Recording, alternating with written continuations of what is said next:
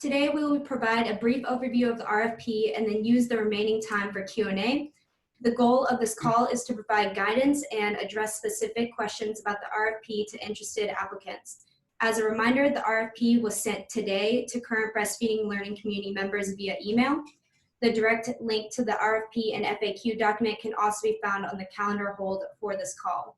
I will now pass it on to Ify, Director of Maternal and Infant Health Improvement, to discuss the request for proposal. Thank you, Ashley. And so we're very excited that we're able to offer this opportunity to our SPAN participants that are participating in ASTHO's breastfeeding learning community. And so I'll be going over some of the additional information that's needed for this opportunity and providing a quick overview of the RFP. So ASTHO, with support from the Centers for Disease Control and Prevention, Division of Nutrition, Physical Activity, and Obesity, DNPAO, is pleased to announce a funding opportunity to support up to 9 current SPAN recipients participating in ASTHO's learning community to implement innovative projects that advance state-level breastfeeding initiatives and health equity. These projects activities will include project initiation, deliverables, and mentoring and information exchange. And that information can be found in the RFP that's included as an attachment as part of the invitation that had gone out, as Ashley had mentioned, and the email. Additionally, SPAN participants can partner with an entity such as a university, coalition, REACH, or local partners to apply as bona fide agents or financial designees on their behalf. Please note that the SPAN recipient would be the one representative and would be the direct recipients of the award. So the proposals for this opportunity are due December 16th and should be sent to breastfeeding@astho.org. And decisions for the funding opportunity will occur around December 20th. Following selection, states will be required to participate in a kickoff call to discuss projects and expectations. Some of these expectations would include attending a virtual learning session or sessions, as well as bi-monthly check-in calls to describe activities and submitting regular progress reports and producing final deliverables for phases 1 and 2 of the project.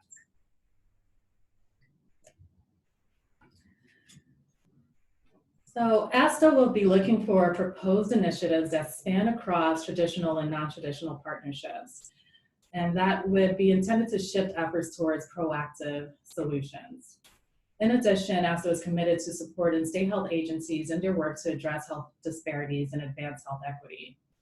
Applicants are also highly encouraged to incorporate transformative approaches to their initiatives, which require changes in values, beliefs, roles, relationships, and approaches to work when addressing health equity.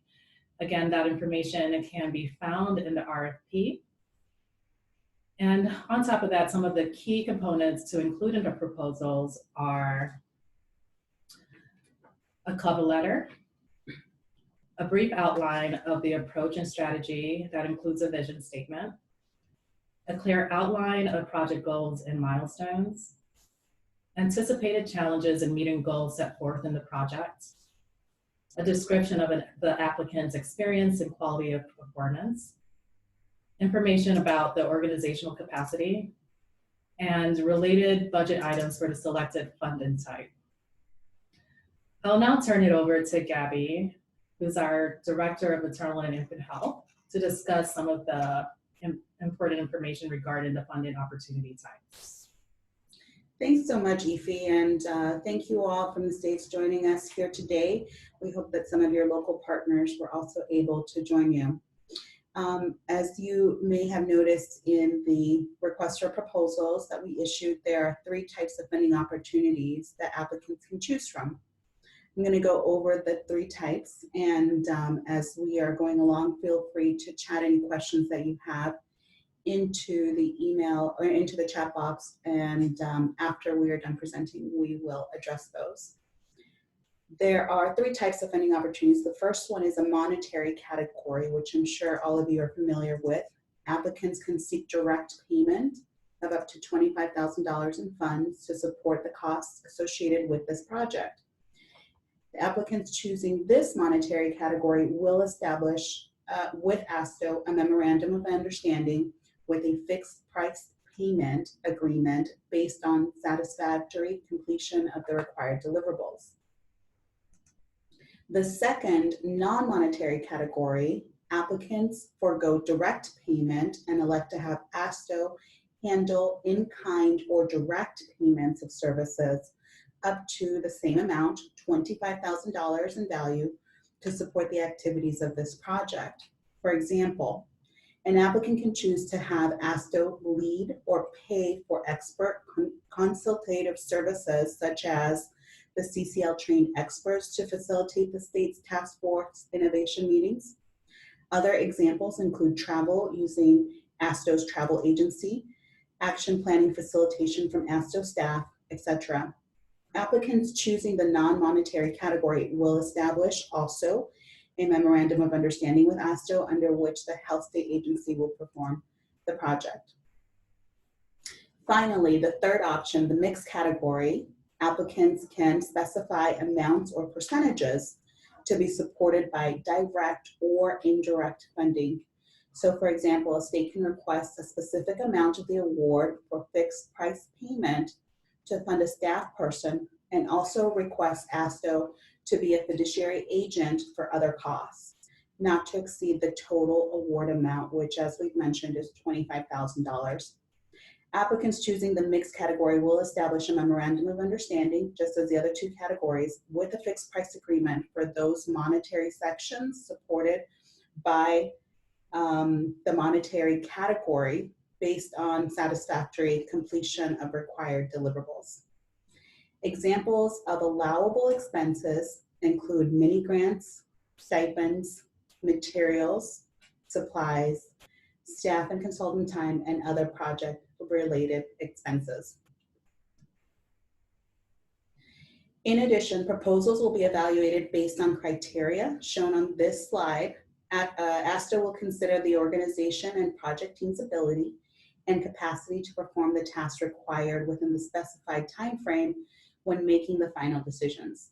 Applicants are encouraged to engage key partners such as REACH or other local entities, breastfeeding coalitions, and such to achieve the project goals.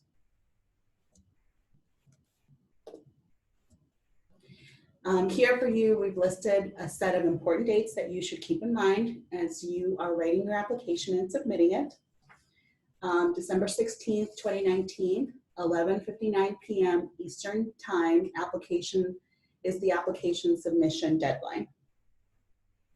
Two events we'd like to emphasize are that the proposals are due on that date, December 16th.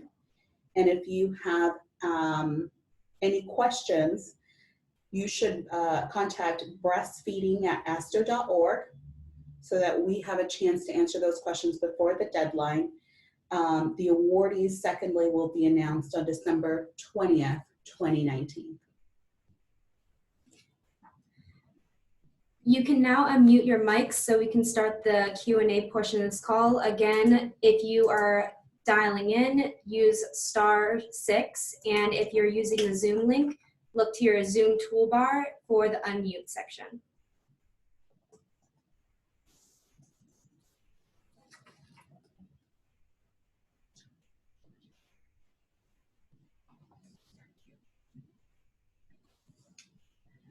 We do This have. is Jana from Illinois. Can you? Go ahead. Go ahead. Sorry. So I had a question. I quickly read through the RFP, and it seems to me like you want a very specific project in mind in the application, but it also looks like there's a planning period built into this with partners. And so how much of the strategy needs to be fully fleshed out before December 16th versus how much do you use the first few weeks with your partners to finalize the work plan and deliverables? The question is, we're understanding it is how much of your work plan needs to be filled out. So we would like to have a fully filled out work plan when you submit it.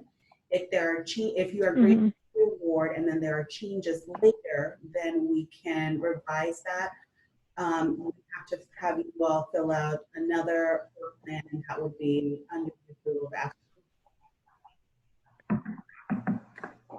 Okay, so the early planning period reference in the RFP is more just to finalize what we've already proposed, not to develop the process to develop a project. Correct. Okay, thank you.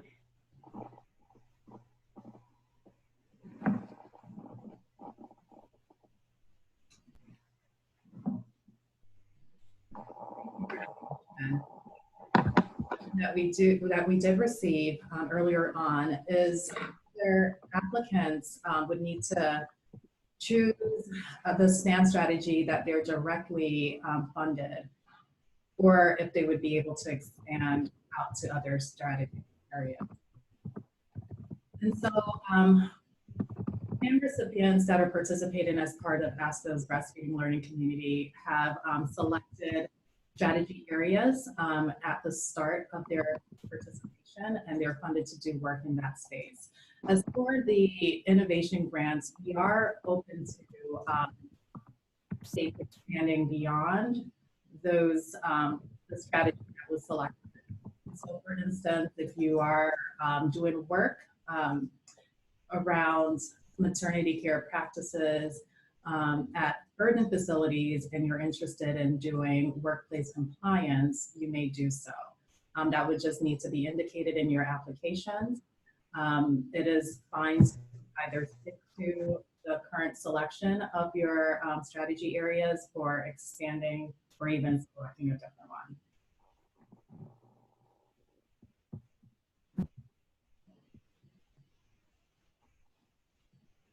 We do have another question coming in.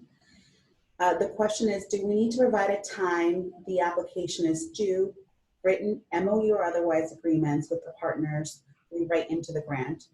Often MOUs can take time to be signed by both parties. So we definitely understand the MOU process can take a long time.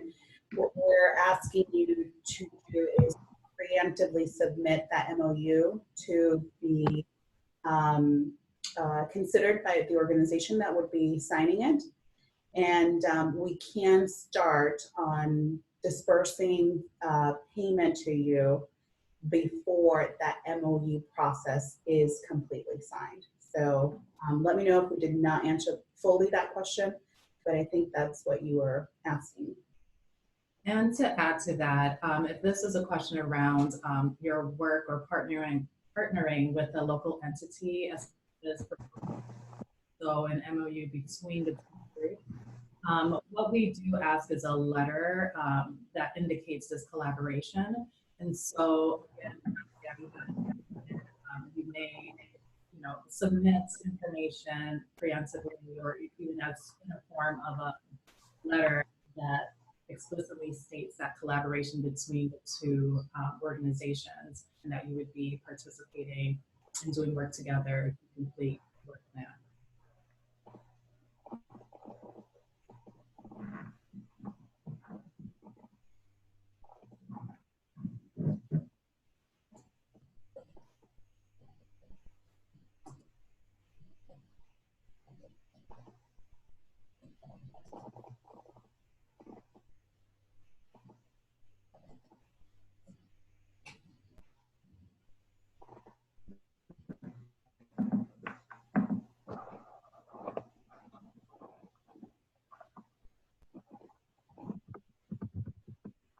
Do ask, for those of you that may not be speaking at the moment, please mute your lines, either using your physical phones or hitting *6.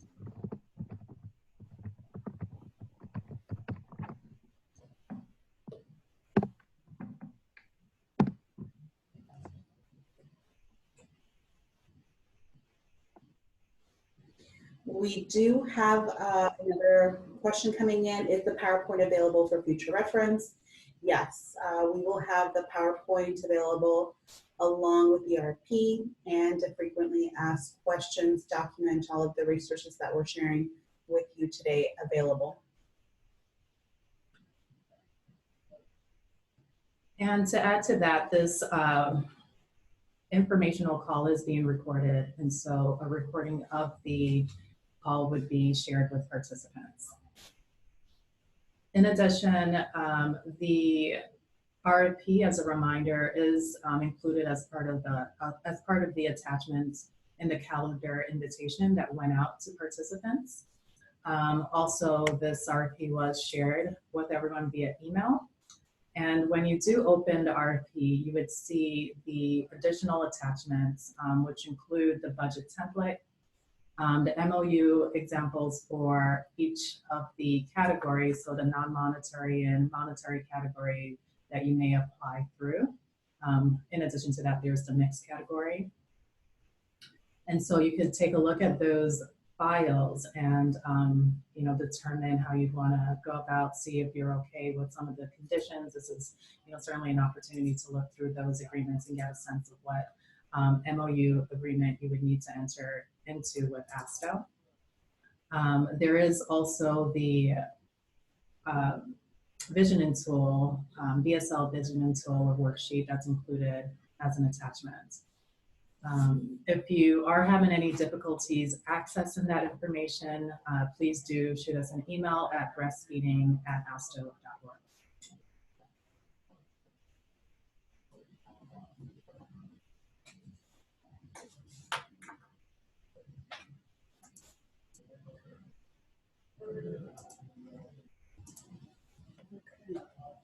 Well, as I mentioned before, please feel free if you have any questions to check them into the email box or to ask over the phone. I'm going to go over some of the frequently asked questions that we have prepared here. You may have the state level, several parties joining you for this call. Previous to the webinar, we did receive this question: who may be eligible to apply for this funding opportunity? So as we mentioned previously, currently the state physical activity nutrition and SPAN recipients are eligible to participate. If you are participating in cohort 2 of the learning community and are interested in this opportunity but find for some reason that you will not be able to participate, you may partner with another local entity, your REACH or your local partners. These members can be a university, a coalition, or somebody that you choose to be a bona fide agent or a financial designee on your behalf. So please note that SPAN being represented would be the direct recipient of the award, and that we would need a letter of support from the SPAN grantee to be able to have somebody else apply in partnership with you on your behalf as a bona fide agent.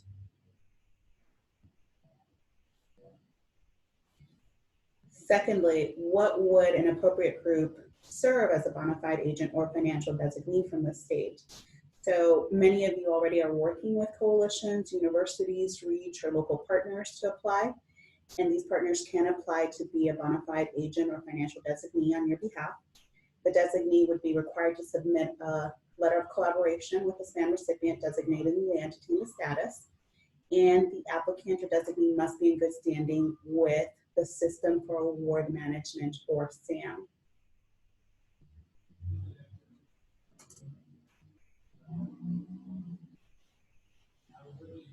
We have a question coming in our group chat.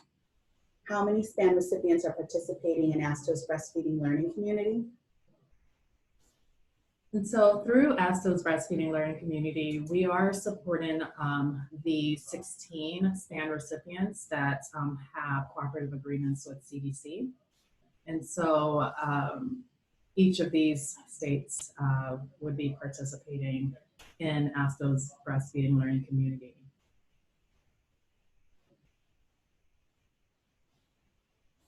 I'm sure the next question is, we've said it a couple times, but there would be a potential for 9 awards to be granted in this opportunity. We also wanted to go over again, have states apply for this opportunity. Can states submit a proposal via email?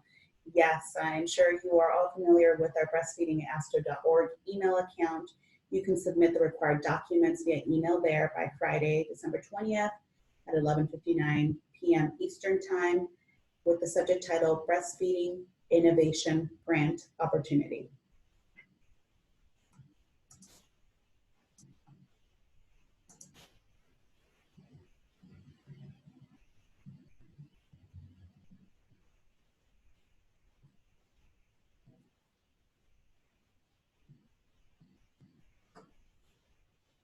We previously had this question, how you could learn or how states could potentially learn about the RFP eligibility and the requirements.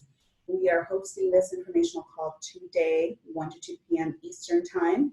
You can also email breastfeeding@astho.org if you have specific questions that weren't addressed during this informational call, or as perhaps you are putting together your application that may come up. We are happy to answer those.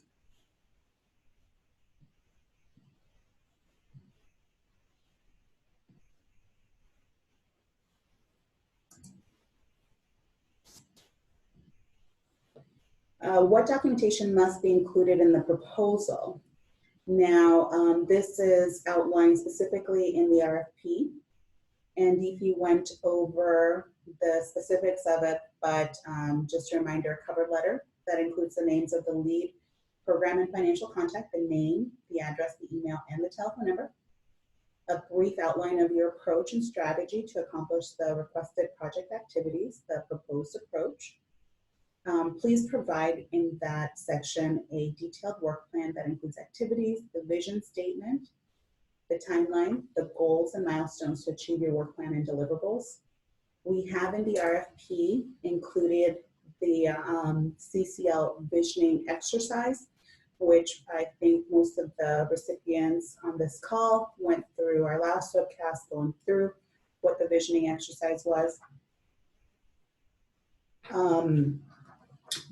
You do not have to use that visioning exercise. It's not mandatory, but we do recommend it. However, a visioning statement is required. You must clearly outline the project goals and milestones that were in the plan to accomplish in each phase. And we will ask you to anticipate any challenges in meeting the goals set forth in the project, state why the proposed project will have a high probability of success, and create plans that will illustrate your ability to sustain the project during the project period. We will ask you also to list your experience and the quality of the performance work completed to advance breastfeeding support within your state or through participation in the ASTHO breastfeeding learning community. You may include and accomplish those for the years described. Provide information about the project team and addressability and capacity to perform the tasks required within the specific time frame. If you have staff, please describe those staff qualifications and provide a CV for the key personnel or the staff lead. And finally, provide a budget and budget narrative based on the types of support your state will receive, either monetary, non-monetary, or mixed. Thank you, Gabby. And so we have received a few questions, with the first being whether the last webinar was recorded. And the last webinar was recorded, and that recording will be made available to participants relatively soon. And so we will be notifying all participants when that recording is available on our website.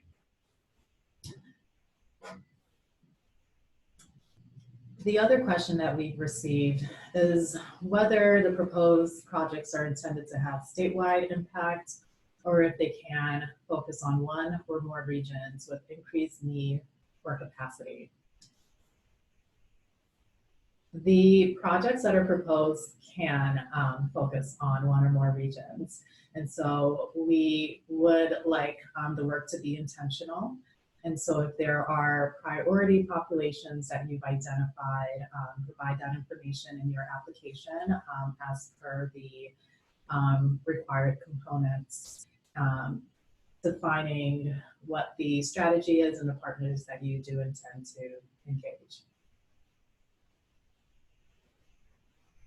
And I would just add to that that we are asking you to potentially partner with a local partner. And so as you're looking and developing and strategically thinking about what your outcomes will be, that local partner will become increasingly important. And so if that partner is located in a specific region, then yes, that makes sense to us that you would partner specifically with them and have a focus on that particular region.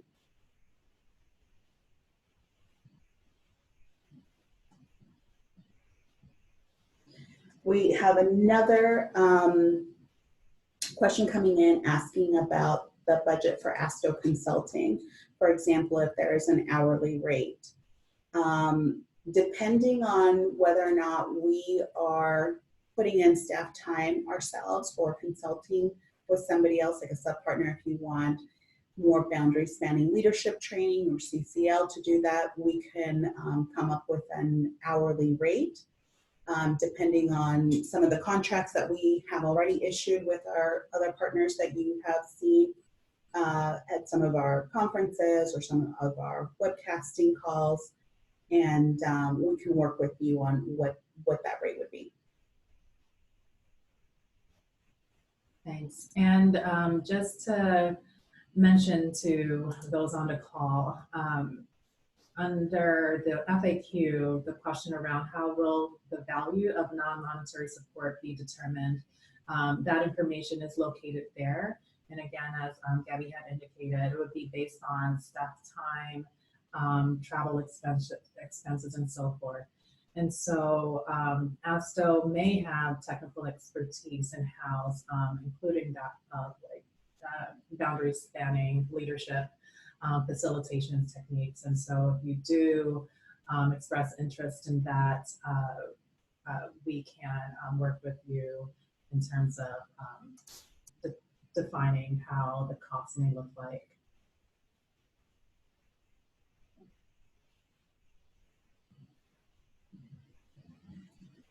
Thanks, everybody. And I think that as you're looking through sort of the way that you're going to shape this proposal, if you have ideas about how to use the mixed funding, we welcome you to contact us at breastfeedingastho.org so that we can help you shape that. There may be some specific local instances, like perhaps your state has the ban on paying for food. And so we would be able to take up a meetings contract that would include that in case you wanted to have a meeting locally but are not in the position to contract with somebody outside of your agency or provide food or that kind of thing.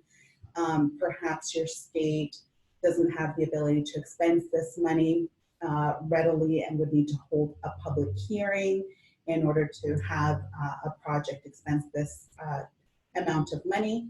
So it might be easier if ASTHO acts as the fiduciary agent and we expense it directly from our budget, so that the internal state rules that may be in place would be easier for you to have the resources firsthand, as opposed to expensing the money first and then having ASTHO reimburse you.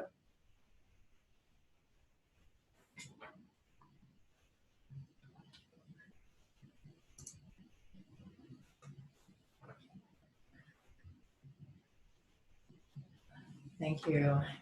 We'll pause here to see if there are any additional questions that might come through via chat or over the phone. Again, if you are wanting to ask a question over the phone and your line is mute, you may hit *6 to unmute your line. If you do have a question and would like to chat that, you may use the chat box or the chat feature to chat in your questions.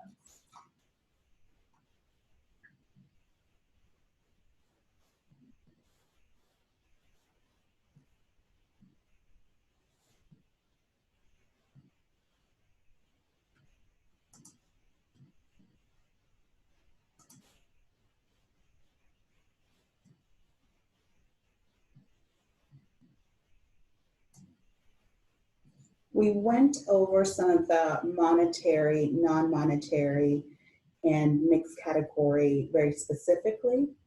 But I would like to share with participants a couple of more information questions that we have drafted in our frequently asked questions document. Specifically, what can be purchased under the RFP. So funding may be used for mini grants, stipends, materials, supplies, staff consulting time, training, printing, other project-related travel expenses. However, funds may not be used for equipment purchases. HHS requirements for the funding awarded under this competitive bid are prohibited from being used to pay also direct salary of an individual at a rate in excess of the Federal Executive Schedule 2, which is currently $187,100.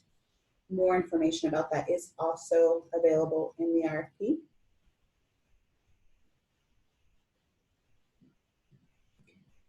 How often, if you are chosen for this opportunity, are selected states expected to report progress to ASTHO? We expect that subject states will be required to attend virtual learning sessions, as well as a bi-monthly check-in call to describe the activities, and submit bi-monthly project reports to produce the final deliverables in Phase 1, which is July 31st, 2020, or Phase 2, September 30th, 2020.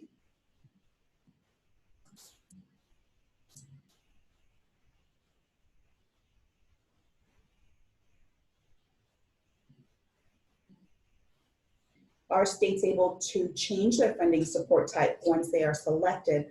Are states allowed to revise project deliverables and outcomes after submission? Should the state decide to revise the support time of project deliverables and outcomes, the state will need to submit written documentation to ASTHO to change the project deliverables and outcomes. ASTHO will review the information and then upon that review, approve changes if applicable. Please note that this may cause some delays in the project start date. And when will you be notified of the award status? Decisions for funding will occur Friday, December 20th of this year, and select states will be required to participate in a kickoff call to discuss projects and expectations.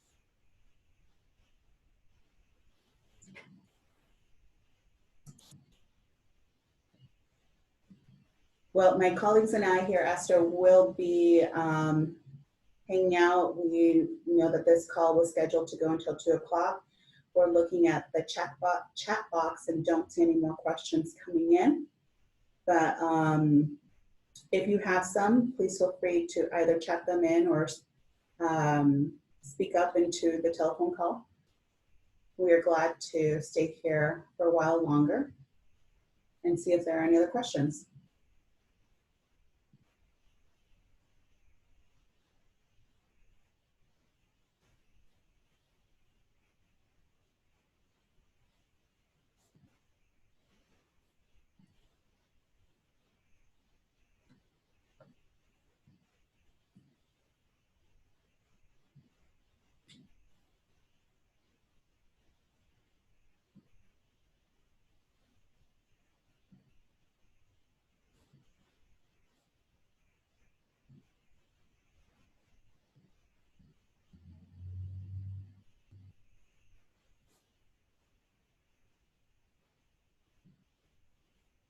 It looks like there are some of you that are dropping off, which I think we're going to take as that you don't have any questions right now.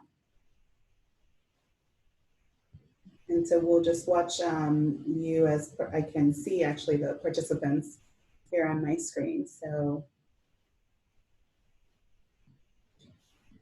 if you don't have any further questions, we really thank you for joining us today. We hope that you have a great Thanksgiving holiday with your loved ones, with your family next week. We will be in the office Monday, Tuesday, and Wednesday and monitoring that web breastfeeding at ASTHO.org email address. We will be off for Thanksgiving and the day after Thanksgiving as an organization at ASTHO, but we'll answer those questions when we come back the following week.